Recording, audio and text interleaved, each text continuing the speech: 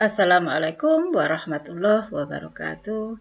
Bertemu kembali dengan saya Hidayah Susatri dalam pembelajaran matematika SMP kelas 8. Pada kesempatan kali ini kita akan belajar tentang teorema Pythagoras.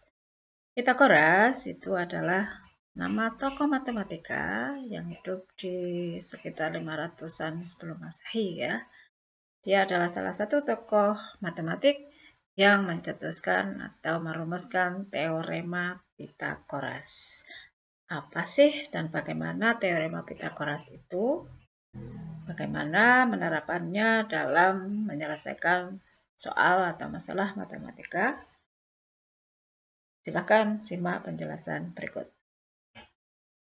Teorema Pythagoras itu teorema yang khusus berlaku pada segitiga siku-siku. Misal saya memiliki segitiga siku-siku. Ini tanda siku-siku ya. Tanda merah ini bertanda siku-siku. Dengan panjang sisi berturut-turut adalah A, B, dan C. Bagaimanakah hubungan antara A, B, dan C? Kita perhatikan, sisi C itu terletak pada atau terletak di depan sudut siku-siku. Ya. C seperti ini ya, disebut hipotenusa. Apa hipotenusa? Hipotenusa itu sisi yang terletak di depan sudut siku-siku dan merupakan sisi terpanjang pada segitiga siku-siku tersebut. Jadi dari A, B, dan C yang paling panjang adalah C. Sedangkan A dan B ini disebut sisi siku-siku. Nah, bagaimana hubungan yang berlaku? Ya, hubungan yang berlaku di sini adalah kuadrat hipotenusa, berarti C kuadrat itu sama dengan A kuadrat ditambah B kuadrat. Ya, C kuadrat sama dengan A kuadrat ditambah B kuadrat. Atau kalau kita tuliskan ya, definisi secara umum atau dengan kata-kata, maka bunyinya seperti ini. Kuadrat hipotenusa, hipotenusanya kan C, berarti ini C kuadrat.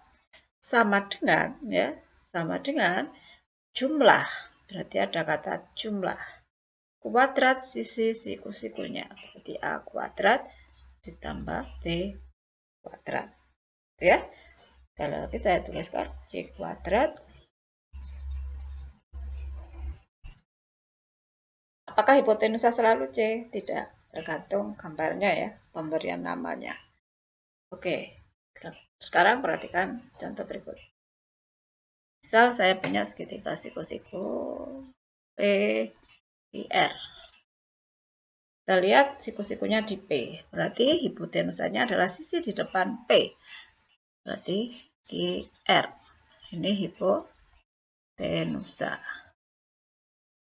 Sehingga Pythagorasnya berlaku QR kuadrat sama dengan PQ kuadrat ditambah PR kuadrat. Kalau mau mencari PQ misalnya, ya tinggal dibalik ya. PQ kan sisi siku-siku, berarti sama dengan yang panjang ini. PR kuadrat dikurangi PR kuadrat. Ini pindah ke sini ya. Demikian juga kalau mau cari PR. Nah, sekarang misalnya saya punya segitiganya seperti ini. Ya. Ini A-nya di sini, ini B-nya, ini C. Bagaimana rumusan Pythagoras yang berlaku? Sekali lagi, menentukannya perhatikan dulu sisi siku-sikunya. Sisi siku-sikunya di mana? Terus yang di depan itu sisi apa? Itu adalah hipotenusa. Jadi kalau di sini hipotenusanya adalah A. Sehingga berlaku A kuadrat sama dengan B kuadrat tambah C kuadrat. Jadi jangan dihafal ya. Hipotenusa belum tentu C, tergantung gambarnya. Oke, sekarang kita lanjut. Menentukan panjang sisi yang belum diketahui. Di sini tentunya adalah sisi pada segitiga siku-siku. Ya, kita akan mencarinya menggunakan teorema Pythagoras. Perhatikan contoh pertama. Ada sebuah segitiga siku-siku ABC Siku-siku di B, panjang AP 7, panjang BC-nya 24. Berapakah panjang AC? AC di sini adalah hipotenusa. Kalau soalnya seperti ini, buat sketsanya ya untuk memperjelas. Nah, kita gambar dulu. Terserah, pokoknya segitiga siku-siku. Hadapnya terserah. Buat siku-siku. Jadi siku-sikunya di B. Ya, misal ini A, ini C. AB tadi 7 cm, BC-nya 24 cm. Berapakah AC? Nah, AC posisinya di depan sudut siku-siku. Berarti AC adalah hipotenusa. Sehingga AC kuadrat sama dengan AB kuadrat ditambah BC kuadrat. 7 kuadrat ditambah 24 kuadrat. Ini 49. Kalian harus sudah hafal ya, bilangan kuadrat di bawah 1000. Ini 5, 7, 6. 6, 2, 5.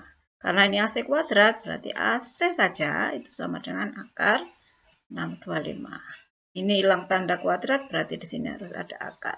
Sehingga AC sama dengan 25. Jadi ini 25 cm. Ya, ketika mengoperasikan, nggak perlu nulis satuan. Tapi ketika menentukan solusi, ini kan panjang AC ya, panjang AC, baru gunakan satuan. Kalau yang lain senti, berarti sini juga senti. Jelas ya?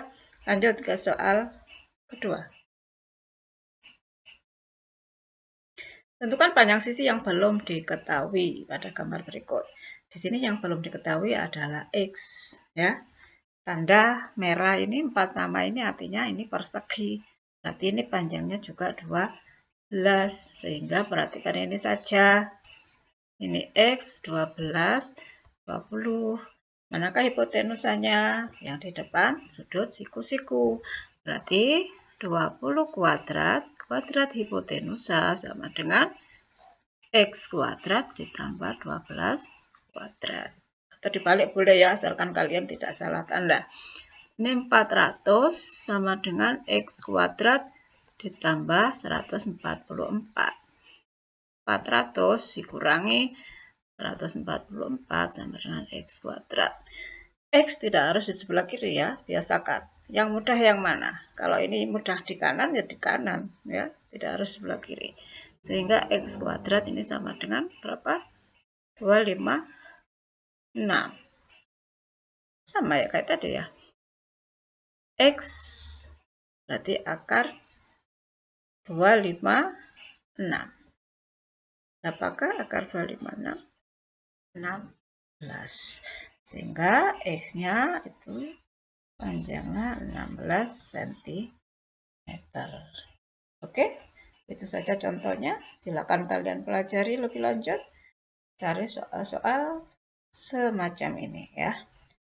Terima kasih telah menyaksikan video ini.